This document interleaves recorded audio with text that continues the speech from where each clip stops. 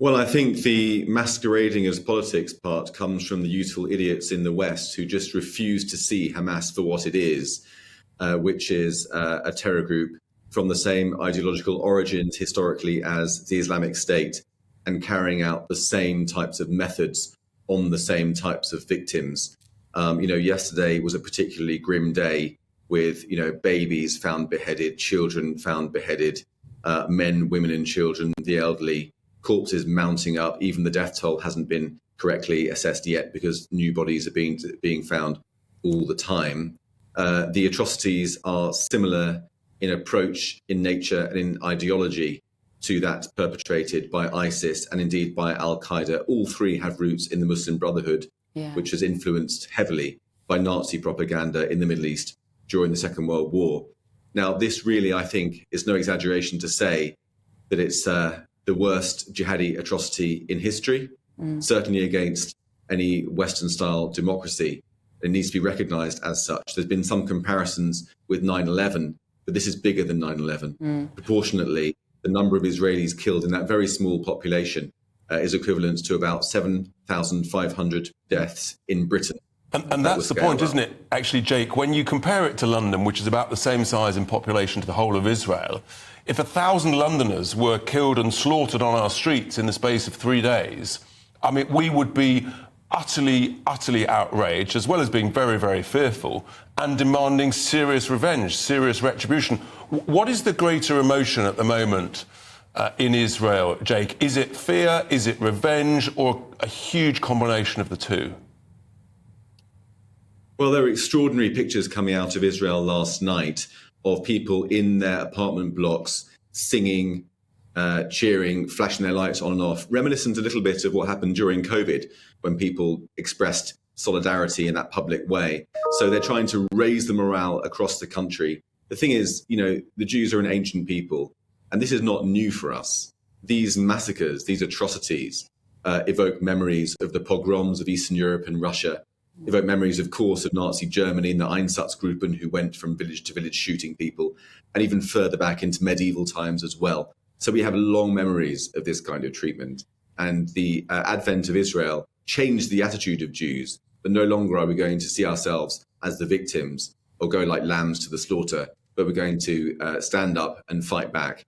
And so I think that Israelis know that spirit, and they are marshalling that today. At the moment. So amid all the fear and the horror and the grief and the shock and the trauma, of course, what's coming out is this national solidarity that just wants to be allowed to live, to defend their homeland and to live as a free people in their land, in the words of the Israeli national anthem. Just let me ask you, because I think some of the pictures I found the most shocking have been the protests, the celebrations, and I'm going to use that word, in Sydney, in New York, in London, actually, the Palestinian flag being raised by young women celebrating what is, by any definition, the murder and military rape of other women. I find that utterly mind-blowing. Just reflect on what it's like to be Jewish in this country at the moment.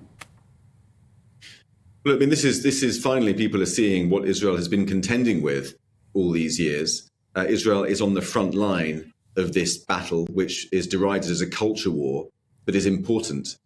People who celebrate the murder of more than 1,000 men, women and children on the streets of London are part of the problem, not just for Israel, but for Western values and Western civilization across the West.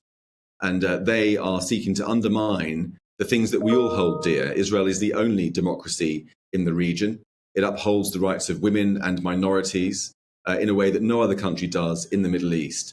Those are values that we share. And an attack on those values in Britain is an attack on us all. And no one feels that more keenly than the British Jewish community, who at the moment are enduring extra security measures around schools, at synagogues and so forth.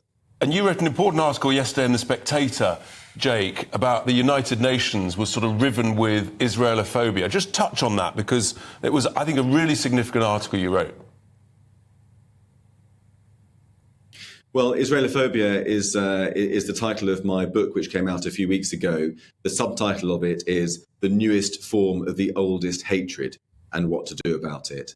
And that is clearly seen at the United Nations. Statistically, Israel has been condemned last year by the UN General Assembly 15 times for its supposed indiscretions. By comparison, every other country in the world cumulatively have been condemned 13 times, from Russia to Iran to Venezuela to North Korea to China and so forth. There is a very clear bias against the Jewish state by which principles of international law and international fraternity are being weaponized to destroy Israel's and undermine Israel's right to defend itself, calling a separation barrier which has protected Israel from suicide bombs, calling that an apartheid wall, calling the sealed Gaza border, which has protected Israel up until the other day, from jihadi violence, calling that an open-air prison.